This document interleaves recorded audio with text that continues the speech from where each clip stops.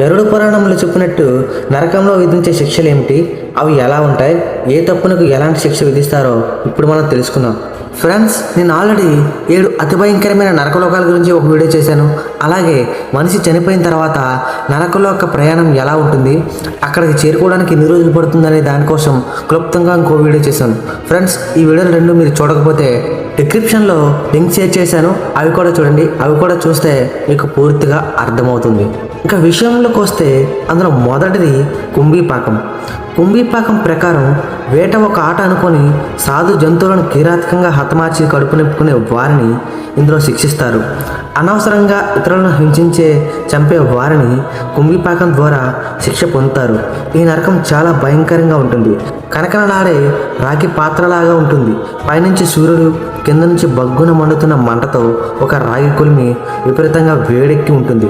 అందులో పాపులను వేసి